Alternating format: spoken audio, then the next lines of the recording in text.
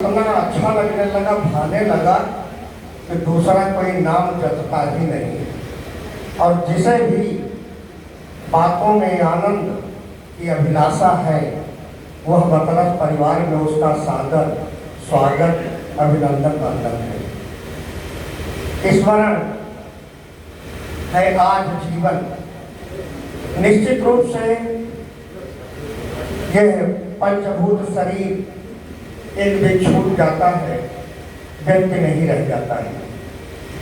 किंतु आज ऐसे व्यक्ति का यहाँ पर हम स्मरण कर रहे हैं जिसने स्वयं कहा था कि आज मुझे दृष्टि लेने दो और किसी दिन सुधा पिएंगे, और घोषणा कर दी थी कि लोग जैसे चाहे कैसे चाहे जी लें, हम तो मरने के बाद जिएंगे। तो उनका जीवन तो निश्चित रूप से अमर हो ही जाता है। और रजनीश जी या जिन्होंने भी साहित्य साधना की और अपने को अर्पित कर दिया, समर्पित कर दिया, स्व का त्याग करके, निश्चित रूप से वंदनीय तो हो ही जाता है।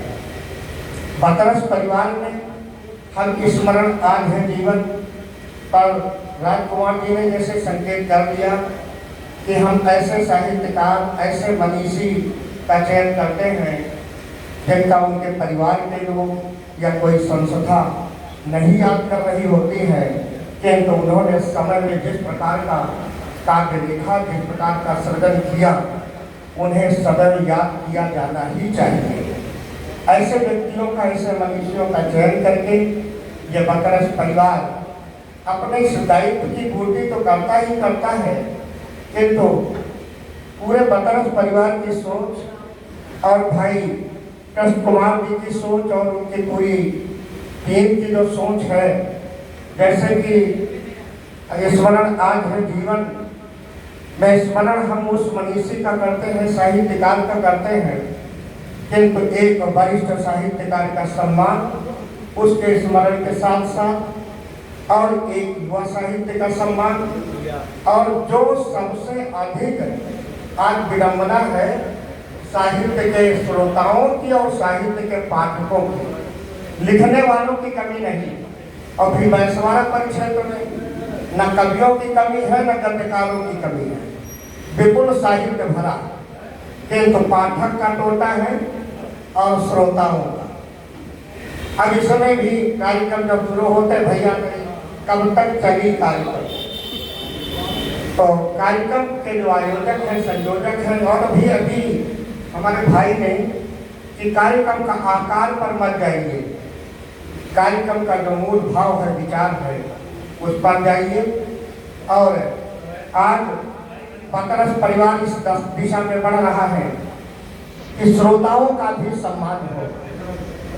बिना पाठक के, बिना श्रोता के किसी प्रकार का चाहे जितना उच्च से उच्च कोटि का साहित्य हो, उसकी सार्थकता सिद्ध नहीं। साहित्य की सार्थकता तो तभी है जब उसकी स्वीकार्यता होती है। स्वीकार्यता श्रोता के रूप में, स्वीकार्यता पाठक के रूप में, और जब इनका सम्मान होता है मंचों पर, तो निश्चित रूप से भी सुरेश भाई ने जो भूमिका में अपनी कहा, इस बतरस परिवार का एक उद्देश्य ये भी है कि आज श्रोता और पाठक भी उनकी संख्या बढ़े, साहित्य के प्रति रुचि बढ़े।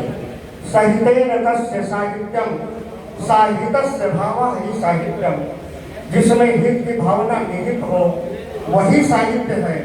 और प्रत्येक साहित्यकार जब रचना करता है तो निश्चित रूप से उसका उद्देश्य होता है कि जो मैं लिख रहा हूँ यह लकीर बन जाएगी, जीवन को इससे दिशा मिल जाएगी, और बेचैन होकर के वो जागता है, कलम पकड़ता है, लिखता है, तब जाकर के कविता बनती है, और कविता की ग्राह्यता बढ़े, कविता के श्रोता बढ़े, कविता के अच्छे पाठक बढ़े।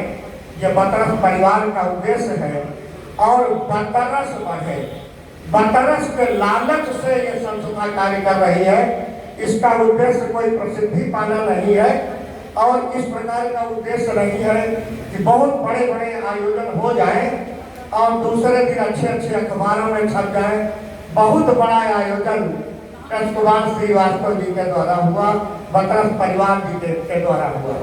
ये हमारा अनुज बंगाल में बैसवारी की अलग जगह रहा है, लेकिन बैसवारे में बतरस का लोग बार बार खींच करके ले आता है। हम लोग यहाँ पर रह करके भी बड़ी तल्लीनता के साथ वह समय नहीं दे पाते जो हमारा साथी ये कृष्णकुमार श्रीवास्तव के रूप में जो ये जमावड़ा और अपने उन साहित्यकारों का स्मरण करता है जब जिनका निश्चित रूप से स्मरण किया जाना चाहिए, उनका साहित्य पढ़ा जाना चाहिए। तो आज इस आयोजन में आए हुए सभी का